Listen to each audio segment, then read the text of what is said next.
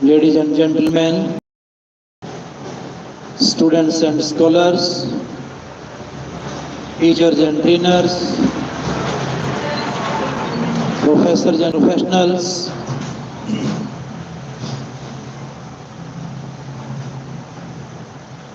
listeners and learners, those who are listening, those who are listening and watching from the field of science, commerce, arts and engineering, the most honorable President Prime Minister Narendra Modi ji,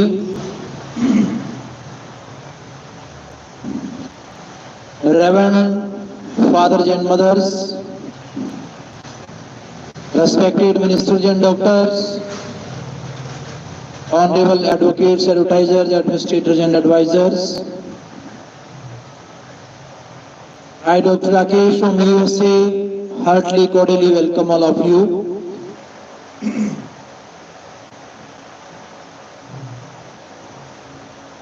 Dear friends, those who are preparing themselves for NET and SLET examination in English literature, they must listen carefully for preparing themselves in appearing NET examination. Means National Eligibility Test of English Literature and State Eligibility Test of English Literature. If our scholars are preparing, they must prepare themselves in learning the fundamentals of literature. Dear friends, we know that every kind of literature in all languages has history and fundamental for providing the foundation course of English classes. In the same series, we are providing period of the restoration, which starts from 1660 to 1700. The age of French influence. Our scholars of literature know very well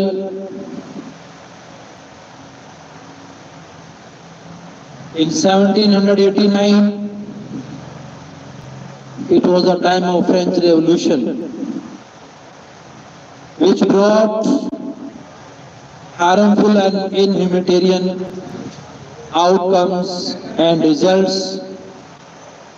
After that, William Wordsworth and Ashley College, they both have started by writing lyrical ballads, a new stream of thought,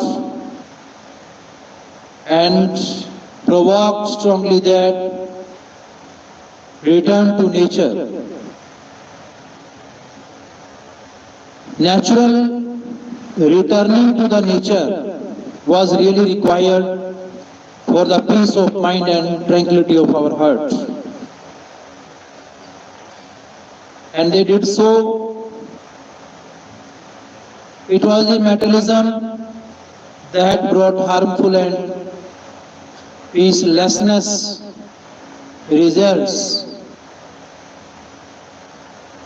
Dear friends, in this modern time, all over the world, our President Prime Minister Narendra Modi is appealing, advocating and addressing the people by saying that everyone should know spiritual or soul power. Freedom of soul is required for that. For that, a man should be free from all type of foundations which are being surrounded around the soul in the form of negativities, lust, ego, anger, variousness, falsification. These things are to be removed by doing super kind of meditation. So before that, our Indian scholars take a lesson from the history of English literature. How not only in Europe but all over the world, the whole world brought great change in their thought and actions. So it was the result that after that it came the period of Victorian age, present age, modern age. It seems a curious contradiction at first glance to place the return of Charles II at the beginning of modern England. As our historians are wont to do, for there was never a time when the progress of liberty, which history records, was more plainly turned backwards. The Puritan regime had been too severe. It had repressed too many natural pleasures. Now, released from restraint, society abandoned the decencies of life and the reverence for law itself, and plunged into excesses more unnatural than had been the restraints of Puritanism. We have read that all Puritans was the staunch and ardent believer of the teachings of the Holy Bible. But now it was the flexibility in the rules,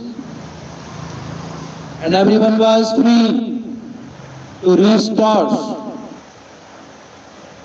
his mind and heart with his thoughts, with his actions. The inevitable effect of excess is disease, and for almost an entire generation following the restoration in 1660, England lay sick of fever. Socially, politically, morally, London suggests an Italian city in the days of Medici, and its literature, especially its drama, often seems more like the delirium of illness than the expression of a healthy mind. But even a fever has its advantages. Whatever impurity is in the blood is burnt and passed away, and a man rises from fever with a new strength and a new idea of the value of life, like King Hezekiah, who after his sickness and fear of death resolved to go softly all his days. The restoration was the great crisis in English history, and that England lived through, it was due solely to the strength and excellence of that Puritanism, which she thought she had flung to the winds when she welcomed back a vivacious monarch at doors. The chief lesson of the Restoration was this, that it showed by awful contrast the necessity of truth and honesty and of a strong government of free men, for which the Puritan had stood like a rock in every ford of his rugged history. Through fever, England came slowly back to health. Through gross corruption in society and in the state, England learned that her people were at heart sober, sincere, religious folk, and that their character was naturally too strong to follow after pleasure and be satisfied. So Puritanism suddenly gained all that it had struggled for and gained it even in the hours when all seemed lost, when Milton, in his sorrow, unconsciously portrayed the government of Charles and his cabal in that tremendous scene of the Council of the Infernal Peers in pandemonium, plotting the ruin of the world. Of the king and his followers, it is difficult to write temporarily. It is difficult to write temperately. Most of the dramatic literature of the time is atrocious. And we can understand it only as we remember the character of the court and society for which it was written. Unspeakably, while in his private life, the king had no redeeming, patriotism, no sense of responsibility to his country for even his public acts. He gave high offices to blackguards, stole from the exchequer like a common thief, played off Catholics and Protestants against each other, disregarding his pledges to both alike, broke his solemn treaty with the Dutch and with his own ministry. Dear friends, you know that at the national level, British East India Company came on 1600 in Delhi. The Dutch, with his own ministers, and betrayed his country for French money to spend on his own pleasures. It is useless to treat the dishonor of a court which followed gaily after such a letter. The first parliament, while it contained some noble and patriotic members, was dominated by young men who remembered the excess of Puritan zeal but forgot the despotism and injustice which had compelled Puritanism to stand up and assert the manhood of England. These young politicians vied with the king in passing laws for the subjugation of the church and state, and in their trust for revenge upon all who had been connected with Cromwell's iron government. Once more erased formalism, that perpetual danger to the English church, came to the front and exercised authority over the free churches. The House of Lords was largely increased by the creation of hereditary titles and estates for ignoble men and shameless women who had flattered the king's vanity.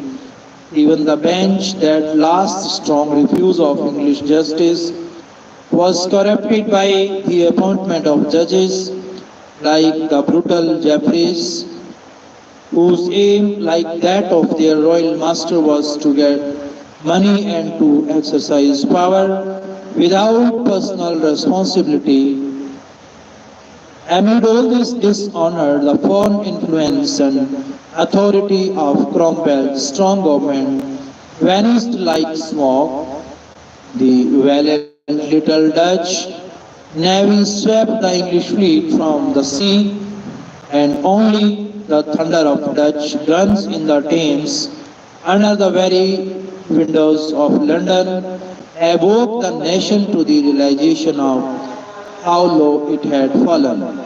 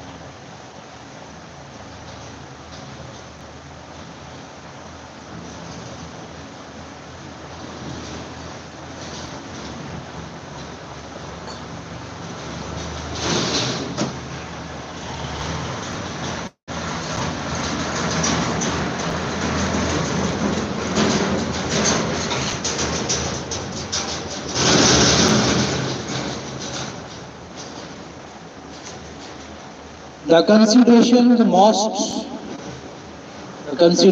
must modify our judgment of this disheartening spectacle. First, the king and his court are not England, though our histories are largely filled with the records of kings and soldiers, of intrigues and fighting. These no more express the real life of a people than fear and delirium express a normal manhood. Though king and court, high society arouse our disgust or pity, records are not wanting to show that private life in England remained honest and pure even in the worst days of the Restoration. While London society might be entertained by the degenerate poetry of Rochester and the drama of Dryden and Wycherley, English scholars hailed Milton and delight. English scholars hailed Milton with delight, and the common people followed Bunyan and Baxter with their tremendous appeal to righteousness and liberty. Second, the king, with all his presentations to divine right, remained only a figurehead, and the Anglo-Saxon people, when they tire of one figurehead, have always the will and the power to throw it overboard and choose a better one.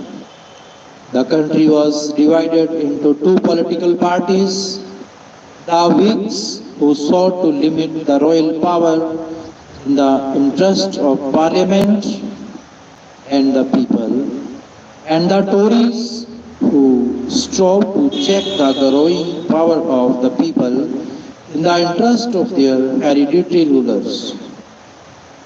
Both parties, however, were largely devoted to the Anglican Church, and when James II, after 4 years of misrule, attempted to establish a national Catholicism by intrigues which aroused the protest of the Pope as well as of Parliament, then Whigs and Tories, Catholics and Protestants, united in England's last great revolution. The complete and bloodless revolution of 1688, which called William of Orange to the throne, was simply the indication of England's restored health and sanity.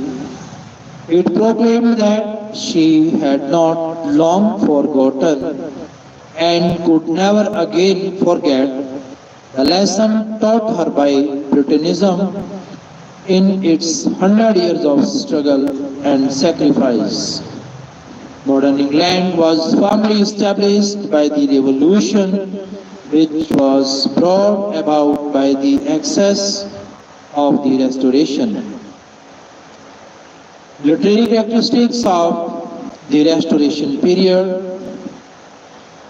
In the literature of the Restoration, we note a sudden breaking away from old standards, just as society broke away from the restraints of Puritanism. Many of the literary men had been driven out of England with Charles and his court, or else had followed their patrons into exile. In the days of the Commonwealth, on their return, they renounced old ideals and demanded that English poetry and drama should follow the style to which they had become accustomed. They had become accustomed in the gaiety of Paris.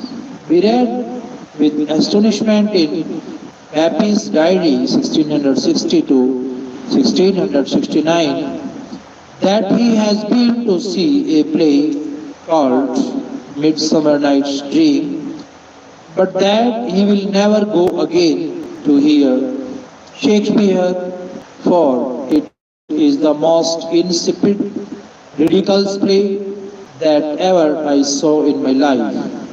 And again we read in the diary of Evelyn, another writer who reflects with wonderful accuracy the life and spirit of the Restoration. I saw Hamlet played, but now the old plays begin to disgust this refined age, since His Majesty's being so long abroad, since Shakespeare and the Elizabethans were no longer interesting.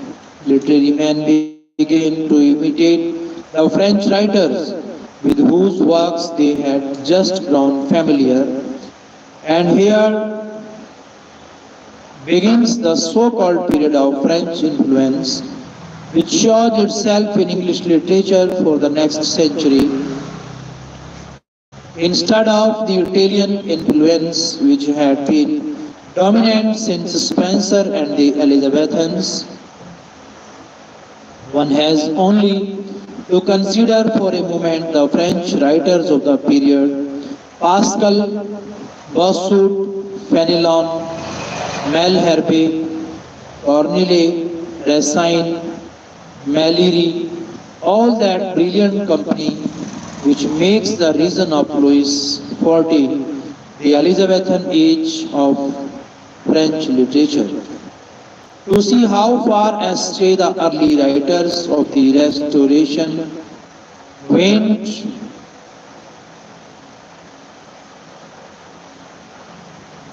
in their wretched imitation.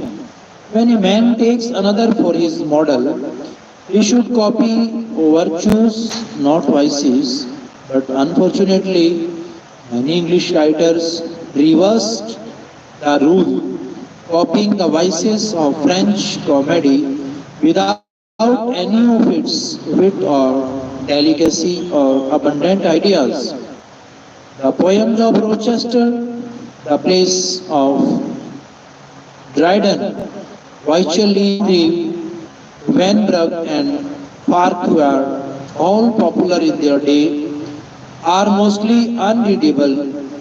Milton, Milton's sons of Belial, flown with insolence and wine, is a good expression of the wild character of the court writers and of the London theatres for 30 years following the Restoration. Such work can never satisfy a people when Jeremy Collier in 1698 published a vigorous attack upon the evil plays, and the playwrights of the day, all London, tired of the coarseness and excesses of the Restoration, joined the literary revolution, and corrupt drama was driven from the stage. With the final rejection of the Restoration drama, we reach a crisis in the history of our literature. The old Elizabethan spirit, with its patriotism, its creative vigor, its love of romance, and the Puritan spirit, with its moral earnestness and individualism, were both things of the past. And at first, there was nothing to attack their places. Dryden, the greatest writer of the age, voiced a general complaint when he said that in his prose and poetry he was drawing the outlines of a new art, but had no teacher to instruct him. But literature is a progressive art, and soon the writers of the age developed two marked tendencies of their own: the tendency to realism and the tendency to that preciseness and elegance of expression which marks our literature for the next 100 years. In realism, that is the representation of men exactly as they are, the expression of the plain, unvarnished truth without regard to ideals of romance. The tendency was at first thoroughly bad. The early Restoration writers sought to paint realistic pictures of a corrupt court and society, and as we have suggested, they emphasized vices rather than virtues and gave us coarse, low plays without interest or moral significance. Like Hobbes, they saw only the externals of man, his body and appetites, not its soul and its ideals. And so, like most realists, they resemble a man lost in the woods who wanders aimlessly around in circles, seeing the confusing trees but never the whole forest, and who seldom thinks of climbing the nearest high hill to get his bearings. Later, however, this tendency to realism became more wholesome while it neglected romantic poetry in which youth is eternally interested. It led to a keener study of the practical motives which govern human action. The second tendency of the age was toward directness and simplicity of expression, and to this excellent tendency, our literature is greatly indebted in both the Elizabethan and the Puritan ages. The general tendency of writers was towards extravagance of thought and language. Sentences were often involved and loaded with Latin quotations and classical allusions. The Restoration writers opposed this vigorously. From France, they brought back the tendency to regard established rules for writing, to emphasize close reasoning rather than romantic fancy, and to use short, clean-cut sentences without an unnecessary word. We see this French influence in the Royal Society, which had for one of its objects the reform of English prose by getting rid of its swellings of style, and which bound all its members to use a close, naked, natural way of speaking. As near to mathematical plainness as they can, Dryden accepted this excellent rule for his prose and adopted the heroic couplet as the next best thing.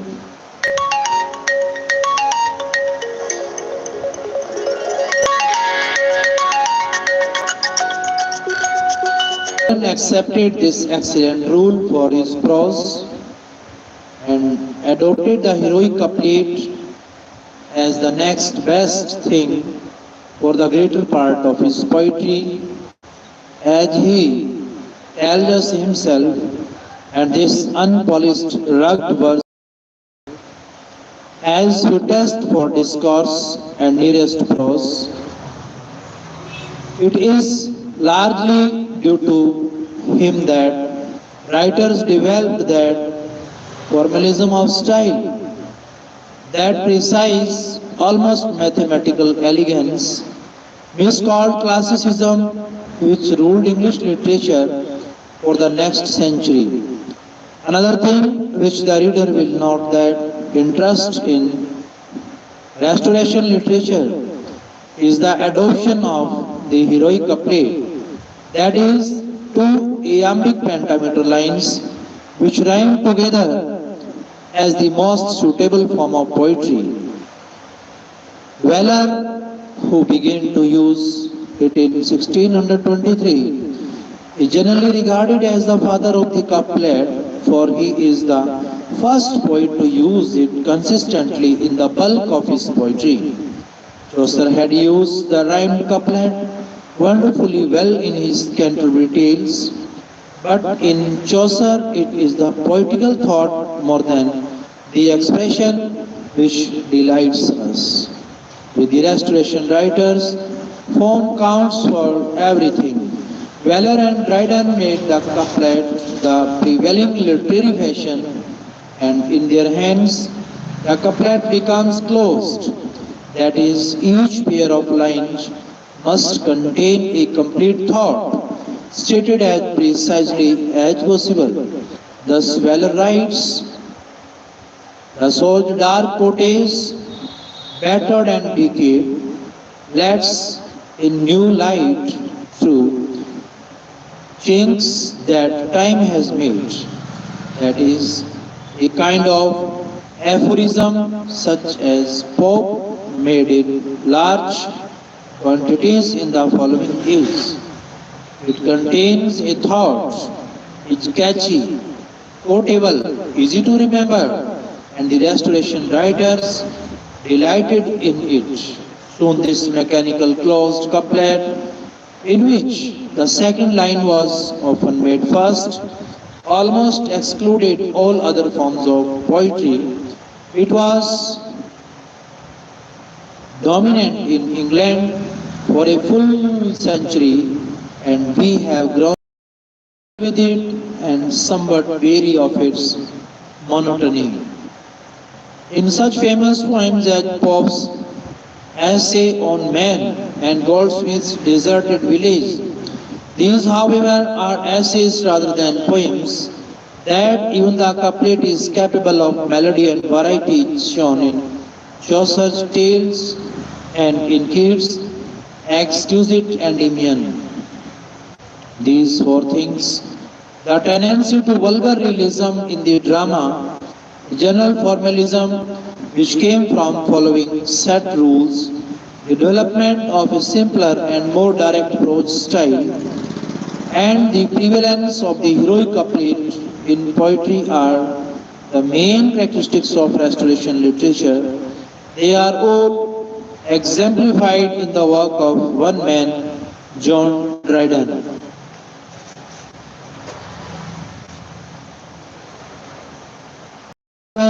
Who born in 1631 and died in 1700. Dear friends, we are discussing the Restoration period, which was started in England in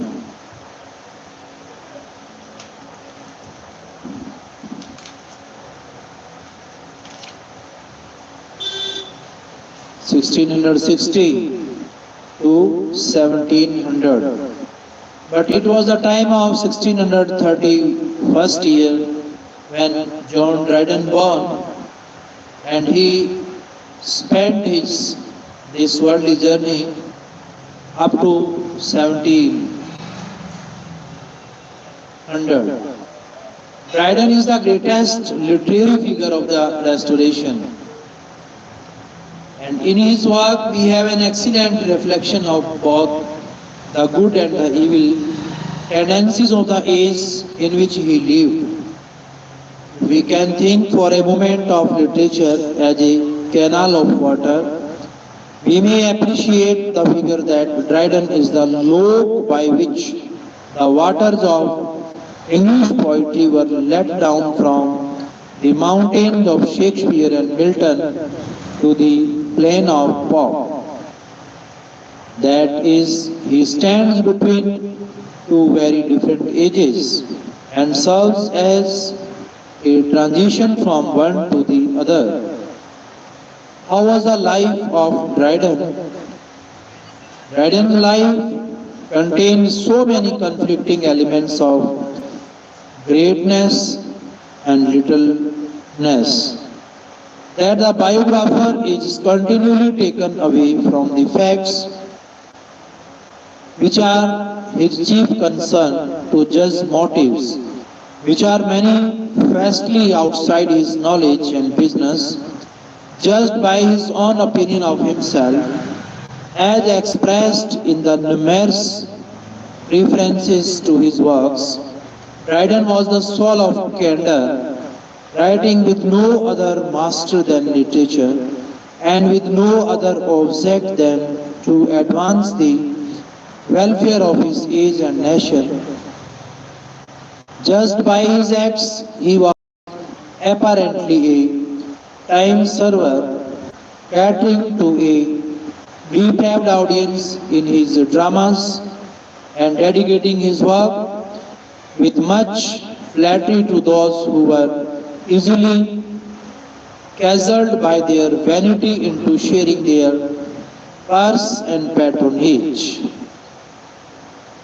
In this, however, he only followed the general custom of the time and is above many of his contemporaries. Dryden was born in the village of Aldwinkle, Northamptonshire in 1631. His family were prosperous people who brought him in the strict Puritan faith and sent him first to the famous Westminster School and then to Cambridge. He made excellent use of his opportunities and studied eagerly, becoming one of the best educated men of his age, especially in the classics, though of remarkable literary taste. He showed little evidence of literary ability up to the age of 30 by his training and family connections. By his training and family connections, he was allied to the Puritan party, and his only well-known work of this period, the heroic stanzas, was written on the death of Cromwell. His grandeur he derived from the heavens alone, for he was great heir, fortune made him so, and was like mist that rise against the sun, made him but greater seed, not greater grow. In these 4 lines, taken almost at random from the heroic stanzas, we have an epitome of the thought, the preciseness and the polish that mark all his literary work.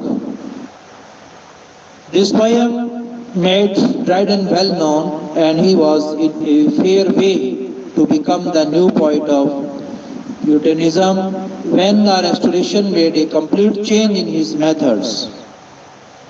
He had come to London for a literary life, and when the Royalists were again in power, he placed himself promptly on the winning side.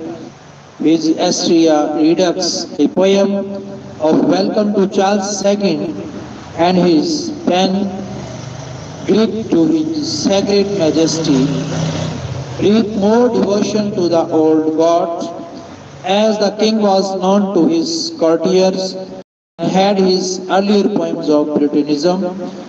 In 1667, he became more widely known and popular by his Annus Mirabilis, a narrative poem describing the terrors of the Great Fire in London and some events of the disregardful war with Holland. But with the theatres reopened and nightly filled, the drama offered the most attractive field to one who made his living by literature. So Dryden turned to the stage and agreed to the furnish. He plays yearly for the actors of the King's Theatre for nearly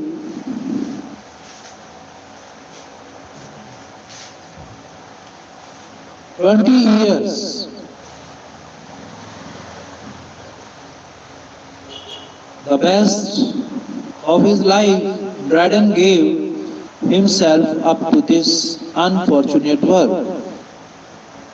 Both by nature and habit, he seems to have been clean in his personal life, but the stage demanded unclean place, and Dryden followed his audience. That he deplored this is evident from some of his later work, and we have his statement that he wrote only one play, his best, to please himself. This was all for love, which was written in blank verse, most of the others being in rhymed couplets.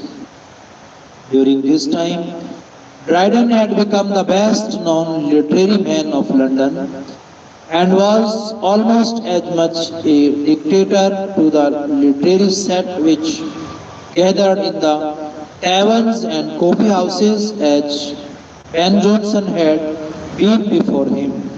His work, meanwhile, was rewarded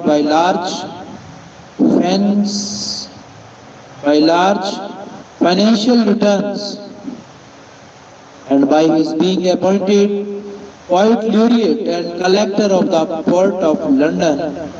The latter office, it may be remembered, had once been held by Chaucer at 50 years of age, and before Jeremy Collier had driven dramas from the stage, Dryden turned from dramatic work to throw himself into the strife of religion and politics. Writing at this period his tremendous prose and poetical treatise. In 1682 appeared his Religio Laici, means religion of a layman, defending the Anglican Church against all other sects, especially the Catholics and Presbyterians. But 3 years later, when James II came to the throne with schemes to establish the Roman faith, Dryden turned Catholic and wrote his most famous religious poem, The Hind and the Panther, beginning, a milk-while hind, immortal and unchanged, fed on the lawns and in the forest ranged, without unspotted, innocent within. She feared no danger, for she knew no sin. This hind is a symbol for the Roman Church, and the Anglicans as a panther are represented as persecuting the faithful. Numerous other sects, Calvinists, Anabaptists, Quakers were represented by the wolf, boar, hare and other animals, which gave the poet an excellent chance for exercising his satire. Dryden's enemies made the accusation, often since repeated, of hypocrisy, thus changing his church, but that he was sincere in the matter can now hardly be questioned, for the knew how to suffer for the faith and to be true to his religion, even when it meant misjudgment and loss of fortune. At the revolution of 1688, he refused allegiance to William,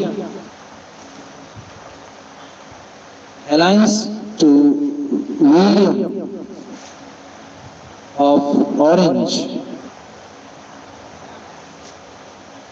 He was deprived of all his offices and pensions, and as an old man was again thrown back on literature as his only means of livelihood. He went to work with extraordinary courage and energy, writing plays, poems, prefaces for other men, eulogies for funeral of any kind of literary work that man would pay for. His most successful work at this time was his translations, which resulted in the complete Aeneid and many selections from Homer, Ovid and Juvenal appearing in English. Rhymed couplets, his most enduring poems. The splendid ode called Alexander's Feast was written in 1697.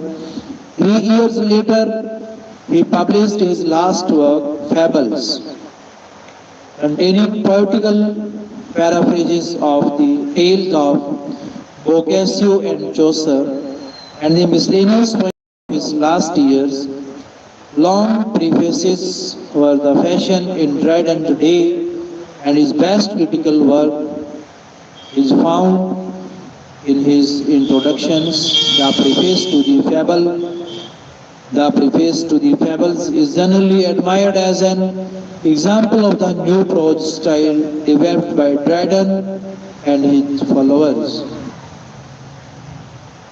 From the literary viewpoint, these last troubled years were the best of Dryden's life, though they were made bitter by obscurity and by the criticism of his numerous enemies. He died in 1700 and was buried near Chaucer in Westminster Abbey.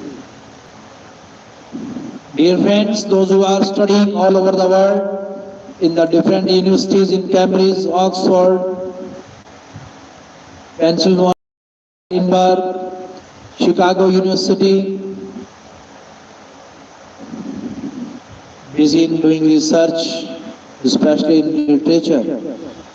You must go through these words and energy of the words that will re-energize them, reform them, remarkable and outstanding change in their literature. Works of Dryden. The numerous dramatic works of Dryden are best left in that obscurity into which they have fallen. Now and then they contain a bit of excellent lyric poetry. And in All for Love, another version of Antony and Cleopatra, where he leaves his cherished heroic couplet for the blank verse of Marlowe and Shakespeare. He shows what he might have done had he not sold his talents to a depraved audience. On the whole, reading his plays is like nibbling at a rotten. Even the good spots are affected by the decay, and one ends by throwing the whole thing into the garbage. And where most of the dramatic works of this period belong, the controversial and satirical poems are on a higher plane, though it must be confessed, Dryden's satire often strikes us as cutting and revengeful rather than witty. The best known of these, and a masterpiece of its kind, is Absalom and Ahithophel, which is undoubtedly the most powerful political satire in our language, taking the Bible story of David and Absalom. He uses it to ridicule the Whig party and also to revenge himself upon his enemies. Charles II appeared as King David, his natural son, the Duke of Monmouth, who was mixed up in the Rye House plot. Paraded as Absalom, Salisbury was Ahithophel, the evil counselor, and the Duke of Buckingham was satirized as Jimri. The poem had enormous political influence and raised Dryden, in the opinion of his contemporaries, to the front rank of English poets. To extract from the powerful characterizations of Ahithophel and Jimri are given here to show the style and spirit of the whole work.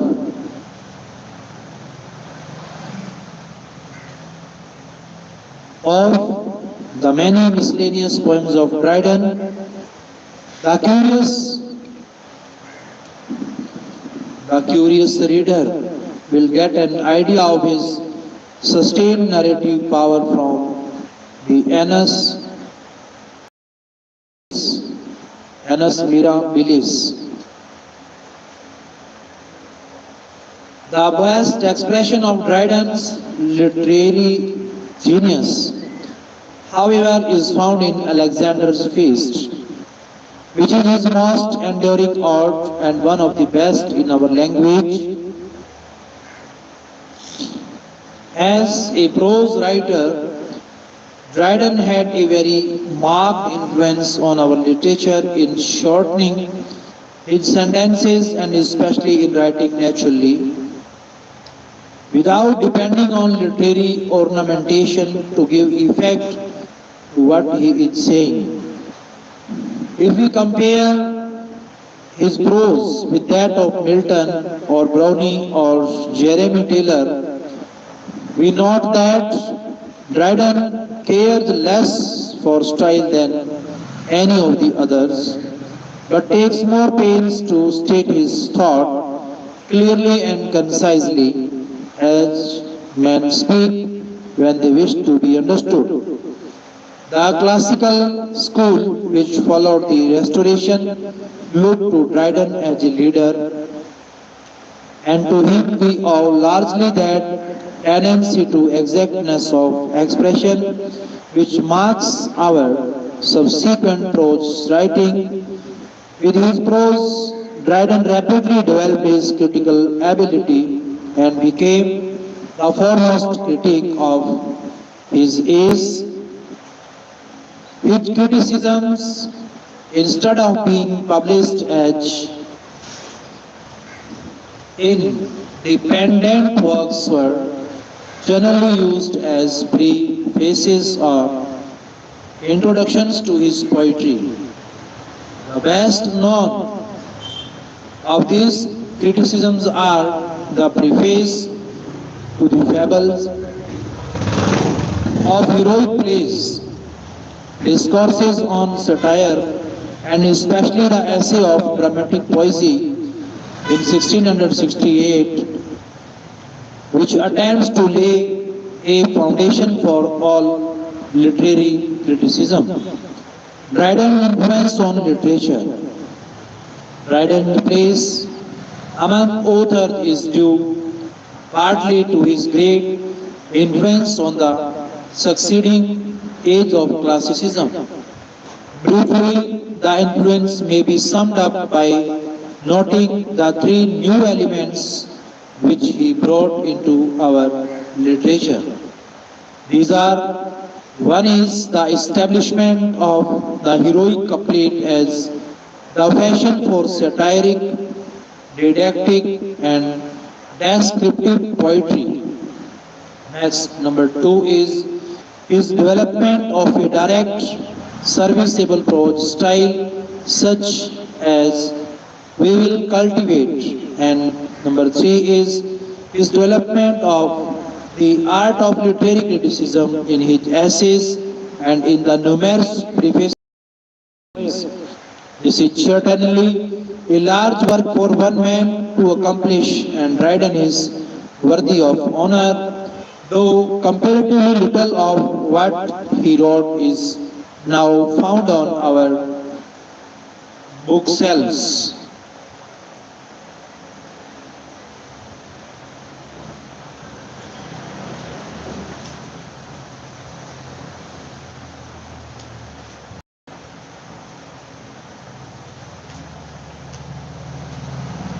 Summary of the Restoration period. The chief thing to note in England during the Restoration is the tremendous social reaction from the restraints of Puritanism,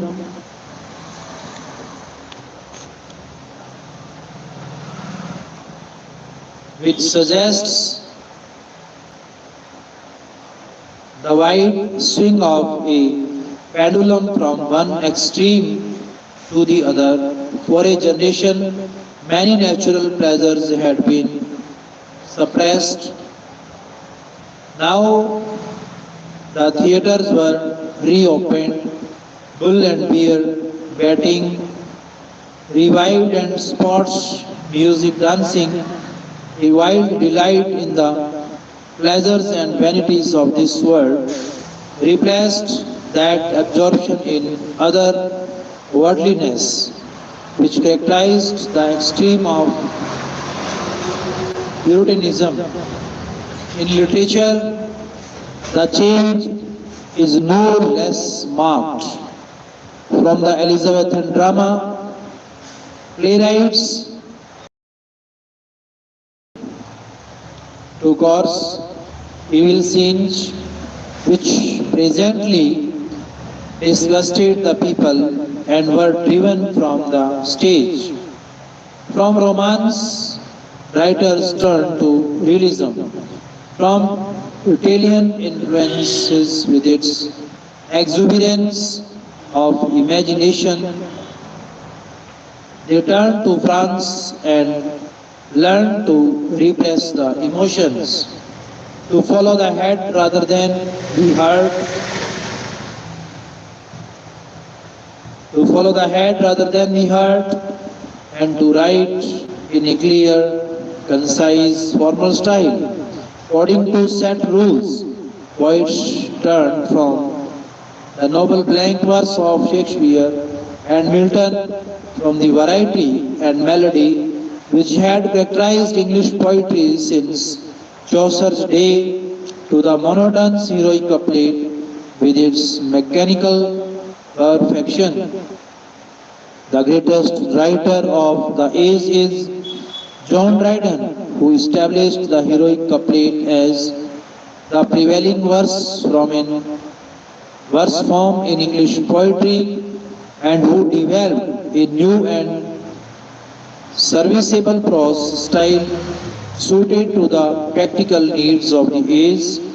The popular ridicule of Puritanism in burlesque and doggerel is best exemplified in Butler's Hudibras, the realistic tendency, the study of facts and of men as they are shown in the work of the Royal Society, in the philosophy of Hobbes and Locke, and in the diaries of Evelyn and Pepys, with their minute pictures of social life.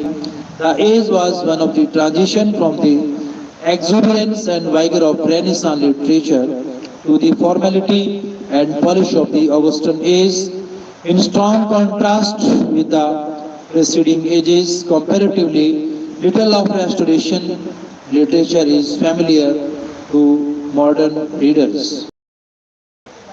Selection for reading, suggestive quotations and questions for the Restoration period. Our scholars can learn it easily. These are very common terms in English literature that we are studying. Dear friends, now we are studying 1700 to 1800, 18th century literature, which is known in the history as Augustan or Classical Age. Augustan or Classic Age. The revolution of 1688, which banished the last of the Stuart kings and called William of Orange to the throne, marks the end of the long struggle for political freedom in England. Thereafter, the Englishman spent his tremendous energy, which his forebears had largely spent in fighting for freedom, in endless political discussions and in efforts to improve his government in order to bring about reforms. Wars were now necessary, and to get wars, the people of England must be approached with ideas, facts, arguments, information. So the newspaper was born, and literature in its widest sense, including the book, the newspaper, and the magazine, became the chief instrument of a nation's progress.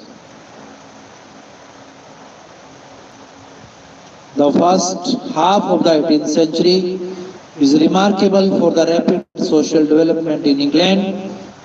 Hitherto, men had been more or less governed by the narrow, isolated standards of the Middle Ages, and when they differed, they fell speedily to blows. Now, for the first time, they set themselves to the task of learning the art of living together while still holding different opinions in a single generation. Nearly 2,000 public coffee houses, each a center of sociability, sprang up in London alone, and the number of private clubs is quite astonishing. This new social life had a marked effect in polishing men's words and manners. The typical landowner of Queen Anne's day was still rude and a little vulgar in his tastes. The city was still very filthy, the streets unlighted and infested at night by bands of rowdies and Mohawks, but outwardly men sought to refine their manners according to prevailing standards and to be elegant, to have a good form was a man's first duty, whether he entered society or wrote literature. One can hardly read a book or poem of the age without feeling this superficial elegance. Government still had its opposing Tory and Whig parties, and the church divided into Catholics, Anglicans, and dissenters. But the growing social life offset many antagonism, producing at least the outward and unity. Nearly every writer of the age Nearly every writer of the age busied himself with religion as well as with party politics. The scientist Newton, as sincerely as the church man Barrow, the philosophical log no less earnestly than the evangelical Wesley, but nearly all tempered their zeal with moderation and argued from reason and scripture or used delicate satire upon their opponents instead of denouncing them as followers of Satan. There were exceptions, course, of course, but the general tendency of the age was toward toleration. Man had found himself in the long struggle for personal liberty. Now he turned to the task of discovering his neighbor, of finding in Whig and Tory, in Catholic and Protestant, in Anglican and Dissenter, the same general human characteristics that he found in himself. This good work was helped, moreover, by the spread of education and by the growth of the national spirit.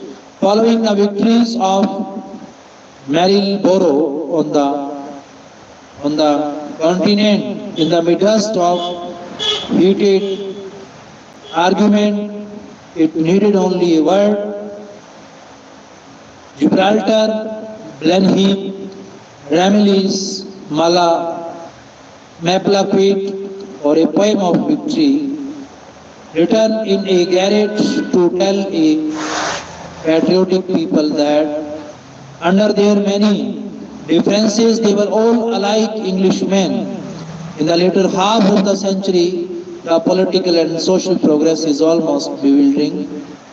The modern form of cabinet government responsible to parliament and the people had been established under George I, and in 1757 the cynical and corrupt practices of Walpole, premier of the first Tory cabinet, were replaced by the more enlightened policies of Pitt, Schools were established, clubs and coffee houses increased, books and magazines multiplied until the press was the greatest visible power in England.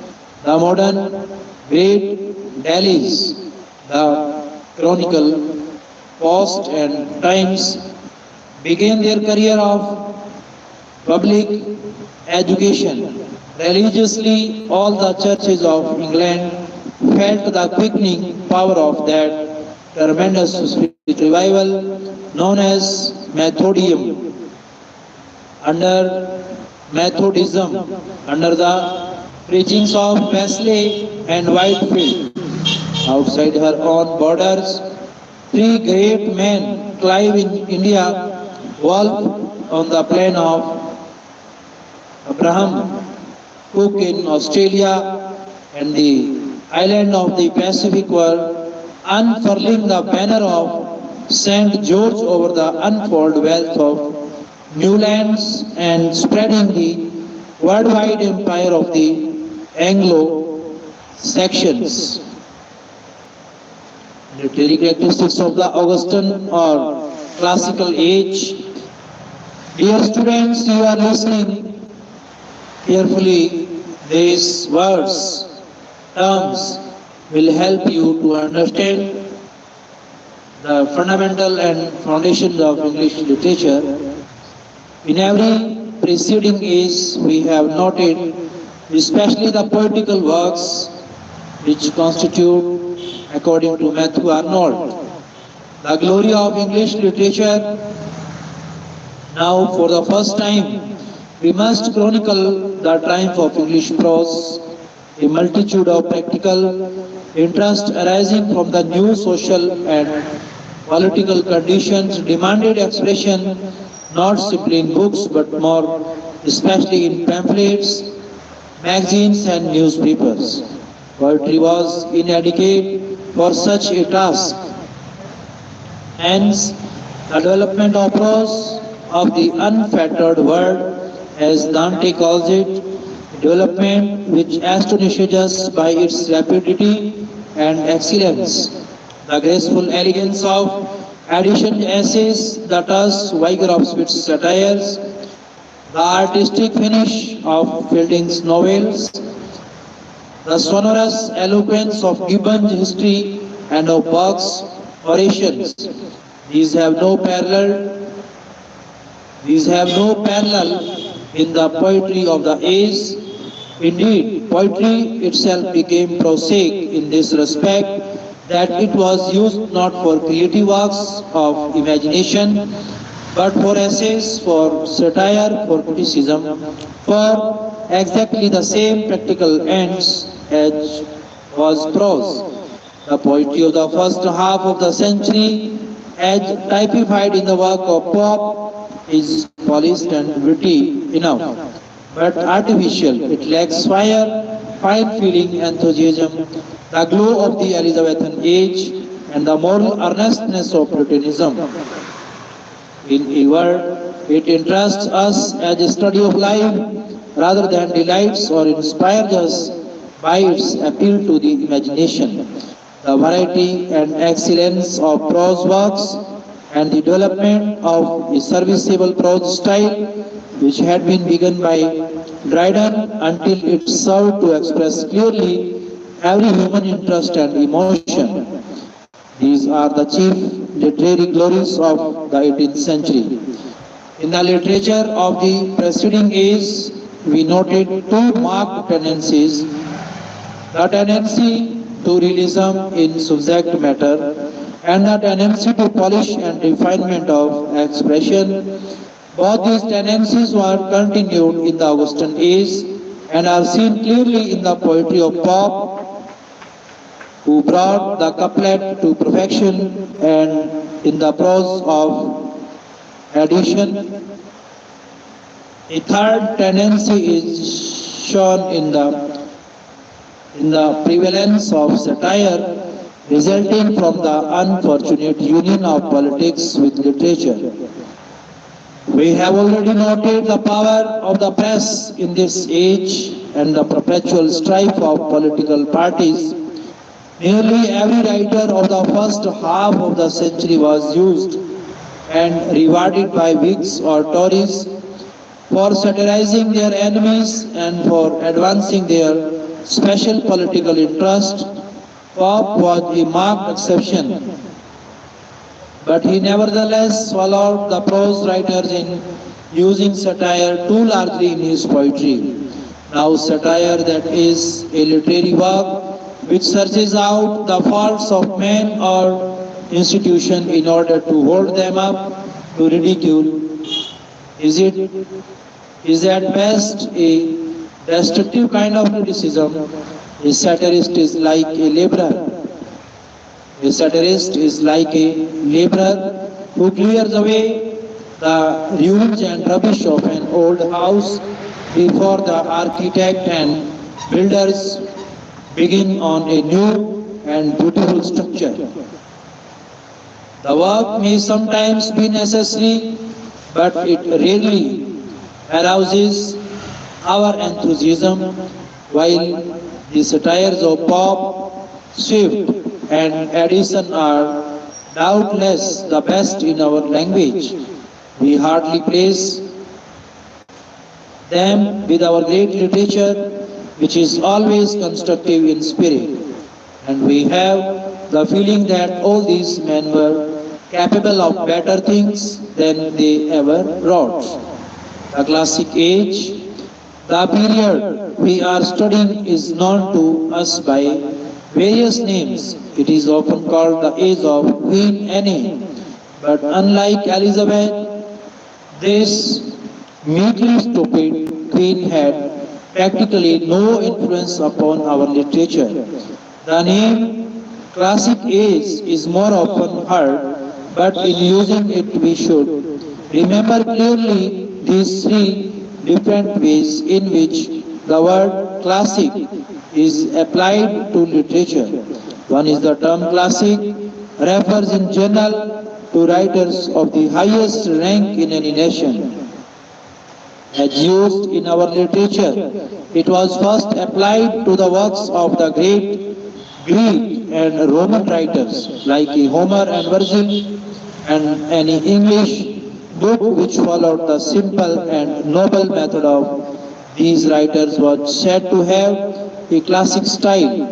Later the term was enlarged to cover the great literary works of other ancient nations, so that the Bible and the Avestas as well as the Iliad and the Aeneid are called classics. Next, number two is every national literature has at least one period in which an unusual number of great writers are producing books. And this is called the classic period of a national literature. Thus the reign of Augustus is the classic or golden age of Rome. The generation of Dante is the classic age of Italian literature. The age of Louis XIV is the French classic age, and the age of Queen Anne is often called the classic age of England. Number three is the word classic acquired an entirely different meaning in the period we are studying, and we shall better understand this by reference to the preceding ages. The Elizabethan writers were led by the patriotism, by enthusiasm, and in general by romantic emotions. They wrote in a natural style, without regard to rules, and though they exaggerated and used too many words, their works are delightful because of their vigor and freshness and fine feeling. In the following age, patriotism had largely disappeared from politics and enthusiasm from literature. Poets no longer wrote naturally but artificially with strange and fantastic verse forms to give effect, since fine feeling was wanting, and this is the general character of the poetry of the Puritan age. Gradually, our writers rebelled against the exaggerations of both the natural and the fantastic style. They demanded that poetry should follow exact rules, and in this they were In this, they were influenced by French writers, especially by Boileau and Rapin, who insisted on precise methods of writing poetry and who professed to have discovered their roots in the classics of Horace and Aristotle. In our study of the Elizabethan drama, we noted the good influence of the classic movement in insisting upon that beauty of form and definiteness of expression, which characterized the drama of Greece and Rome, and in the work of Dryden and his followers we see a revival of classicism in the effort to make English literature conform to rules established by the great writers of other nations. At first, the results were excellent, especially in prose, but as the creative vigor of the Elizabethans was lacking in this age, writing by rule soon developed a kind of elegant formalism which suggests the elaborate social code of the time, just as a gentleman might not act naturally but must follow exact rules in doffing his hat or addressing a lady or entering a room or wearing a wig or offering his snuff box to a friend. So our writers lost individuality and became formal and artificial.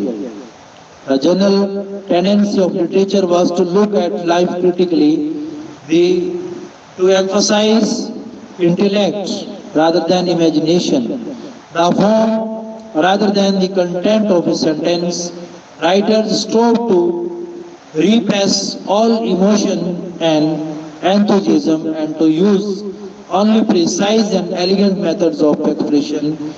This is what is often meant by the classicism of the ages of Pope and Johnson.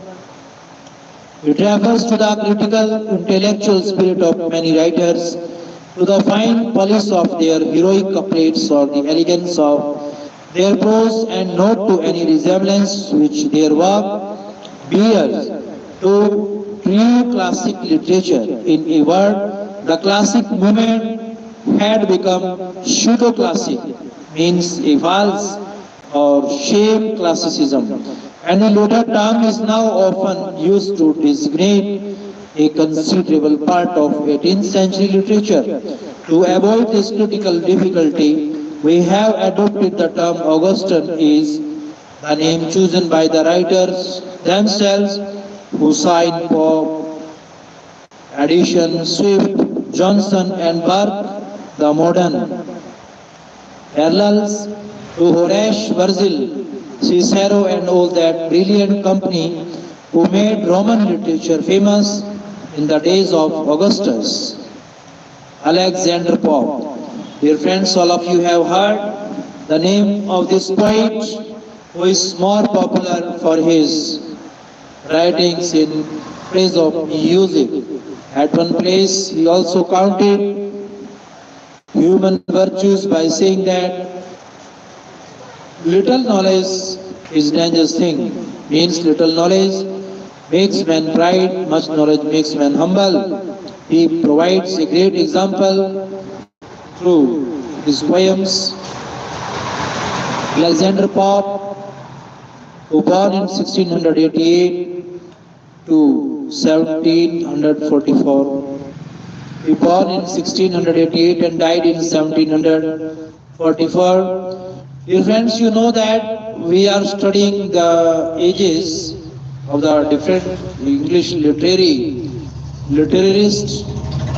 While this time, in 1600, British East India Company was arrived in India for spreading their business, and it was the time under which the different novelists were being immersed in England for their different kind of writings, which was influenced by their 18th century literature, means the classical age. It was Pope is in many respects a unique figure. In the first place, he was for a generation the poet of a great nation. To be sure, poetry was limited in the early 18th century. There were few lyrics, little or no love poetry, no epics, no drama or songs of nature worth considering, but in the narrow field of satiric and didactic verse, Pope was the undisputed master. His influence completely dominated the poetry of his age, and many foreign writers, as well as the majority of English poets, looked to him as their model.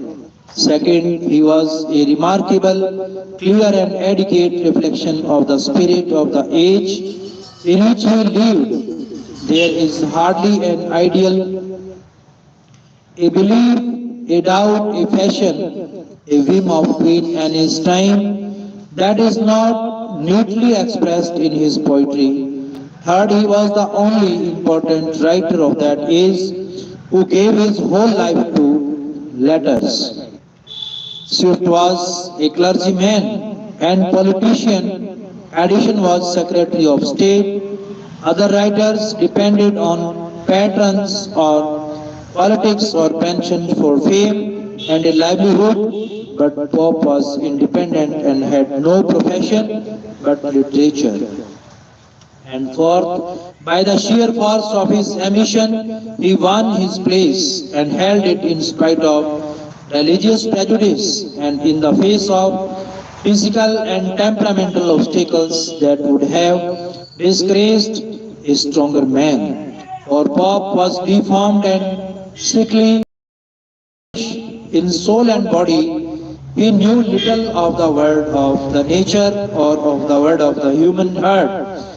He was lacking apparently in noble feeling and instinctively chose a lie when the truth had manifestly more advantageous. Yet this jealous, peevish, wasp-faced little man became the most famous poet of his age and the acknowledged leader of English literature. We record the fact with wonder and admiration, but we do not attempt to explain it. How was the life of the Pope? Through the glimpse of the words, we will know, we will put light on the life of the Alexander Pope. Pope was born in London in 1688. The year of the Revolution, his parents were both Catholics who presently removed from London and settled in Binfield near Windsor, where the poet's childhood was passed, partly because of an unfortunate prejudice against Catholics in the public schools, partly because of his own weakness and deformity. Pope received very little school education, but browsed for himself among English books and picked up a smattering of the classics. Very early, he began to write poetry and records the fact with his usual vanity. Being debarred, being debarred by his religion from many desirable employments, he resolved to make literature his work, his life work, and in this he resembled Dryden, who he tells us was his only master, though much of his work seems to depend on Boileau and the French poet and critic. When only 16 years old, he had written his pastorals. A few years later appeared his essay on criticism, which made him famous with the publication of the Rap of the Log in 1712. Pope's name was known and honored all over England, and this dwarf of 24 years, by the sheer force of his own ambition, had jumped to the foremost place in English letters. It was soon after this that Voltaire called him the best poet of England and at present of all the world, which is about as near the truth as Voltaire generally gets in his numerous universal judgments. For the next 12 years, Pope was busy with poetry, especially with his translations of Homer, and his work was so successful fancifully that he bought a villa at Twickenham on the Thames and remained happily independent of wealthy patrons for a livelihood. Led by his success, Pope returned to London and for a time endeavored to live the gay and dissolute life which was supposed to be suitable for a literary genius, but he was utterly unfitted for it mentally and physically, and soon retired to Twickenham. There he gave himself up to poetry, manufactured a little garden more artificial than his verses, and cultivated his friendship with Martha Blount, with whom for many years he spent a good part of each day, and who remained faithful to him to the end of his life. At Twickenham, he wrote his moral epistle, poetical stars, modeled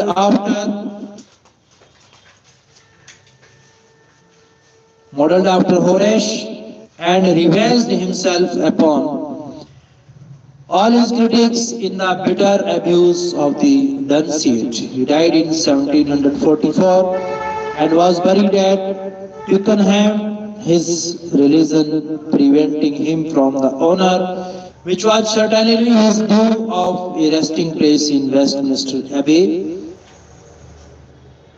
Dear friends, you are listening works of Pope. For convenience, we may separate Pope's work into three groups, corresponding to the early, middle and later period of his life. In the first, he wrote his pastorals, Windsor, Forest, Masiha, Essays on Criticism, Alsois to Abelard, and the Rape of the Law. In the second, his translations of Homer. In the third, the Dunciad and the Epistle, the latter containing the famous essay on man, and the Epistle to Dr. Arbuthnot, which is in truth his Apologia, and in which alone we see Pope's life from his own viewpoint. The essay on criticism sums up the art of poetry as taught first by Horace, then by Boileau and the 18th century classicists. Though written in heroic couplet, we hardly consider this as a poem, but rather as a storehouse of critical maxims, for fools rush in where angels fear to tread. To err is human, to forgive divine. A little learning is a dangerous thing. These lines and many more like them from the same source have found their way into our common speech and are used without thinking of the author whenever we need an apt quotation. The Rape of the Lock is a masterpiece of its kind and comes nearer to the being a creation than anything else that Pope has written. The occasion of the famous poem was trivial enough. A pope at the court of Queen Anne, one Lord Peter snipped a lock of hair from the abundant curls of a pretty maid of honor named Arabella Farmer. The young lady resented it, and the two families were plunged into a quarrel which was the talk of London.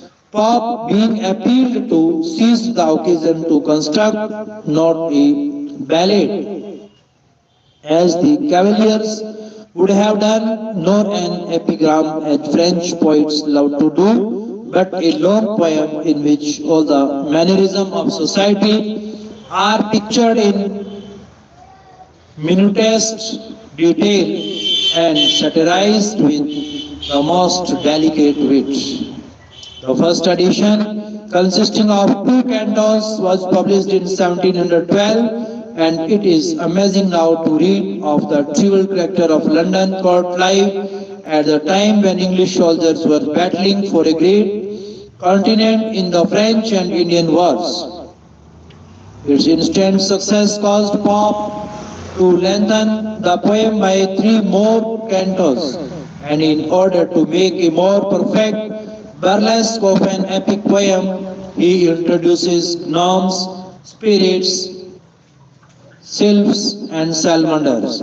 Instead of the gods of the great epics with which his readers were familiar, the poem is modeled after two form satires, Bulliole Lutrine means reading desk, a satire on the French clergy who raised a huge quarrel over the location of a lectern, and La Sesia Reputa means stolen bucket, a famous Italian satire on the petty causes of the endless Italian wars. Pope, however, went far ahead of his masters in style and in delicacy of handling a mock heroic theme, and during his lifetime, the Rape of the Lock was considered as the greatest poem of its kind in all literature.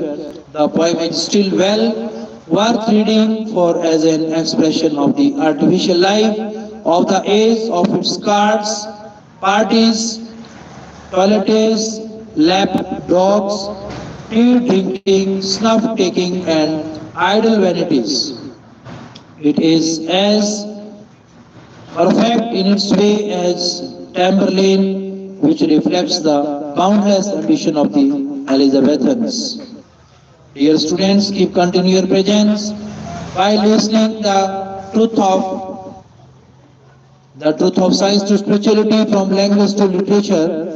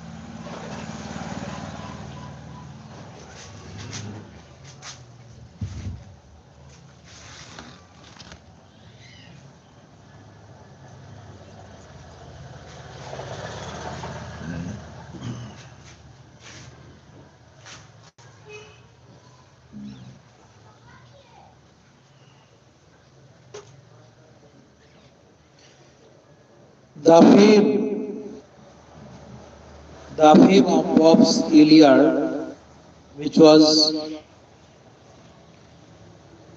financially the most successful of his books, was due to the fact that he interpreted Homer in the elegant artificial language of his own.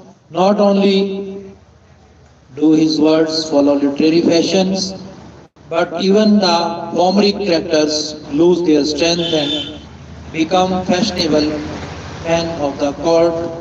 So the criticism of the scholar Bentley was most appropriate when he said it is a pretty poem, Mr. Pope, but you must not call it Homer.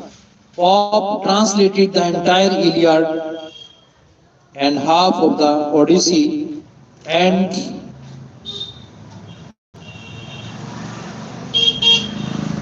the letter finished by two Cambridge scholars,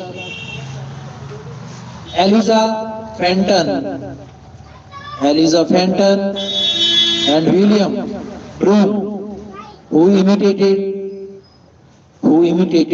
the mechanical couplets so perfectly that it is difficult to distinguish their work from that of the greatest poet of the age. A single selection given to show how in the nobler passages even Pope may faintly suggest the elemental grandeur of Homer. The essay is the best known and the most quoted of all Pope's works. Except in form, it is not poetry, and when one considers it as an essay and reduces it to plain prose, it is found to consist of numerous literary ornaments without any very solid structure of thought to rest upon. The purpose of the essay is, in Pope's words, to vindicate the ways of God to man, and as there are no unanswered problems in Pope's philosophy, the vindication is perfectly accomplished in four poetical epistles concerning man's relations to the universe, to himself, to society, and to happiness. The final result is summed up in a few well-known lines. All nature is but art unknown to thee, all chance direction which thou canst not see, all discord harmony not understood, all partial evil universal good, and spite of pride in erring reasons spite, one truth is clear, whatever is right.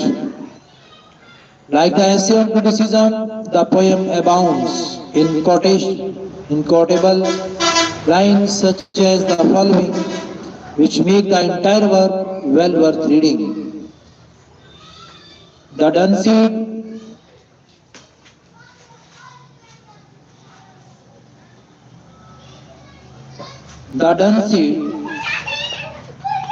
that is the Iliad of the Duchess, the Iliad of the Dunces, began originally as a controversy concerning Shakespeare, but turned out to be a coarse and revengeful satire upon all the literary men of the age who had aroused Pope's anger by their criticism or lack of appreciation of his genius, though brilliantly written and immensely popular at one time. Its present effect on the reader is to arouse a sense of pity that a man of such acknowledged power and position should abuse both by diverting his talents to personal spite and petty quarrels. Among the rest of his numerous works, the reader will find Pope's estimate of himself best set forth in his epistle to Dr. Arbuthnot, and it will not be well to close our study of this strange mixture of vanity and greatness with the universal prayer, which shows at least that Pope had considered and judged himself, and that all further judgment is consequently superfluous.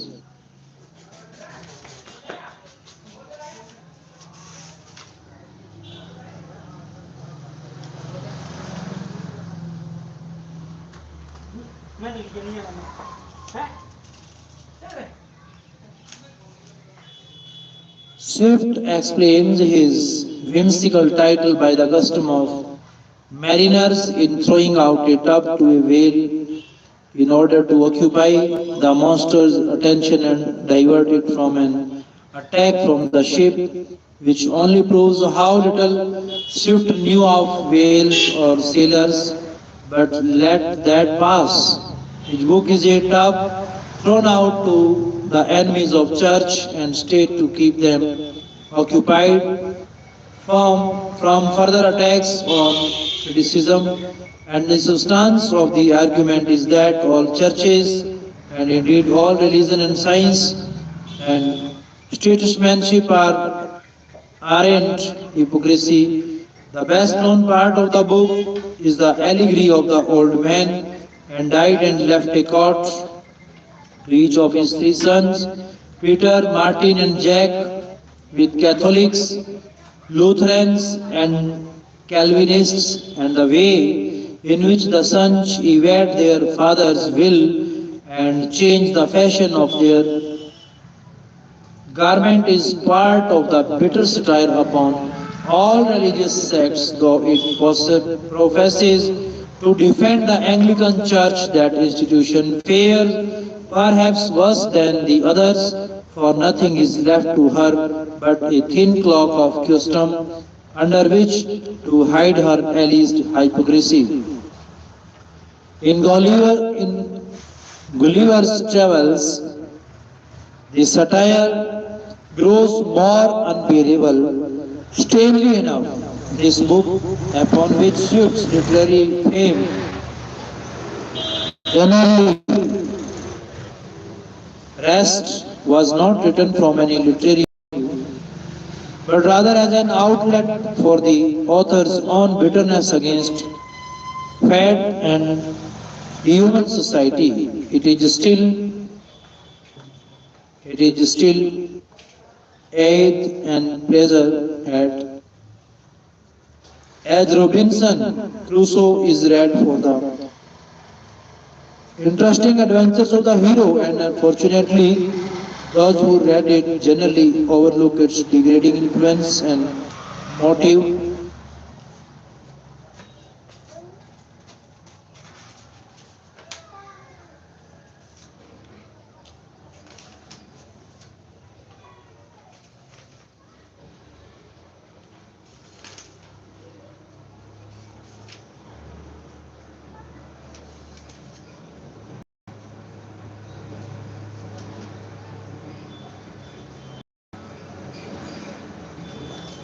Johnson works,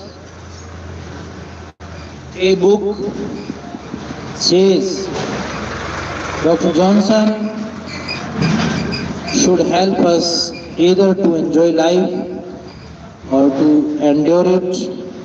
Judged by this standard, one is puzzled what to recommend it among Johnson's numerous books. The two things which belong among the things worthy to be remembered are his dictionary and his lives of the poets. Though both these are valuable not as literature but rather as a study of literature. The dictionary, as the first ambitious attempt at an English lexicon, is extremely valuable, notwithstanding the fact that his derivations are often faulty and that he frequently exercises his humor or prejudice in his curious definitions in defining odds, for example, as a grain given in England to horses and in Scotland to the people. To the people, he indulges his prejudice against the Scotch, whom he never understood. Just as in his definition of pension, he takes occasion to rap the writers who had flattered their patron since the days of Elizabeth, though he afterwards accepted a comfortable pension for himself. With characteristic honesty, he refused to alter his definition in subsequent editions of the dictionary. The lives of the poets are the simplest and the most readable of his literary works. For 10 years before beginning these biographies, he had given himself up to the conversation, and the ponderous style of his rambler essays here gives way to the lighter and more natural expression.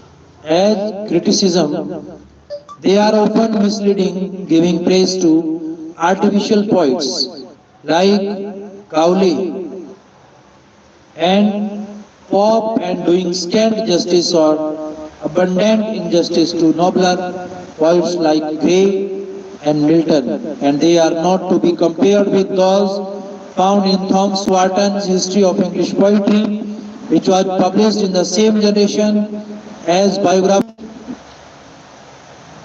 Russell's Prince of Abyssinia is a matter of rhetoric rather than of romance, but it is interesting still to the reader who wants any one of the essays like that on reading or the pernicious effects of reverie. Johnsonese will be enough to the reader with the Johnsonese style by orators, but which happily has been replaced by a more natural way of speaking. Most of his works, it must be confessed, are rather tiresome. It is not to his books, but rather to the picture of the man himself, as given by the Boswell, that Johnson owes his great place in our literature.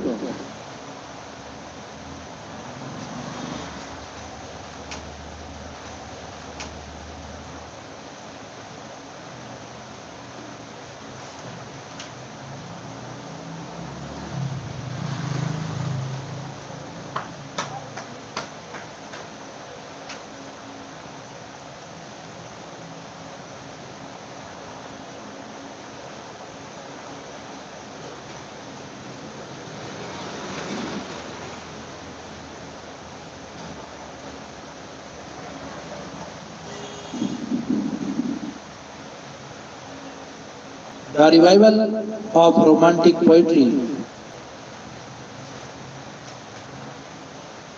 Tennyson's The Passing of Arthur. The old order changeth, yielding place to new, and God fulfills himself in many ways. Lest one good custom should corrupt the world.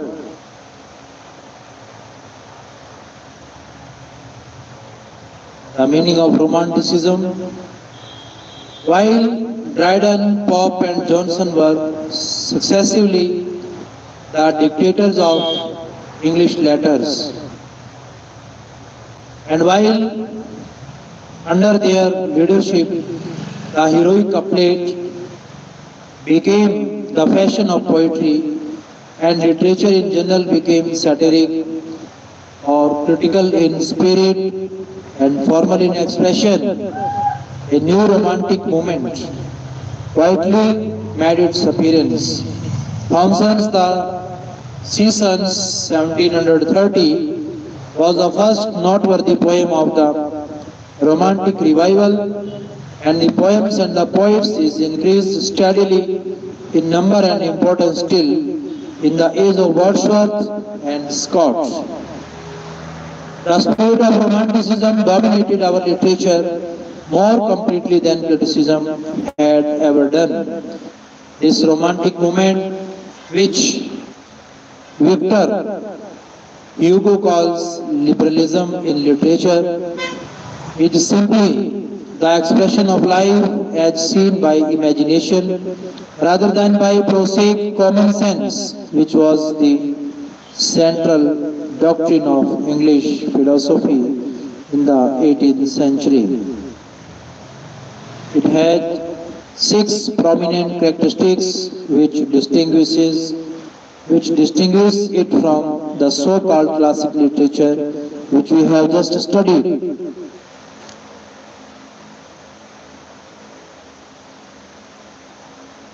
The Romantic movement was marked and is always marked by a strong reaction and protest against the bondage of rule and custom, which in science and theology as well as in literature generally tend to fetter the free human spirit. Romanticism returned to nature and to claim humanity for its material, and so is in marked contrast to classicism, which had confined itself largely to the clubs and drawing rooms and to the social and political life of London. Thomson's Seasons, whatever its defects, was a revelation of the natural wealth and beauty which for nearly a century had been hardly noticed by the great writers of England. It brought again the dream of a golden age in which the stern realities of life were forgotten and the ideals of youth were established as the only permanent realities for the dreamer lives forever, but the toiler dies in day, expresses perhaps only the wild fancy of a modern poet, but when we think it seriously, the dreams and ideals of a people are cherished possessions long after their stone monuments have crumbled away and their battles are forgotten. The Romantic movement emphasized these eternal ideals of youth and appealed to the human heart as the classic elegance of Dryden and Pope could never do. Romanticism was marked by intense human sympathy and by a consequent understanding of the human heart. Not to intellect or to science does the heart unlock its treasures, but rather to the touch of sympathetic nature and things that are hidden from the wise and prudent are revealed unto children. Pope had no appreciable humanity. Swift's work is a frightful satire. Addition delighted polite society, but had no message for plain people, while even Johnson, with all his kindness, had no feeling for men in the mass, but supported Sir Robert Walpole in his policy of letting evils alone until forced by a revolution to take notice of humanity's appeal.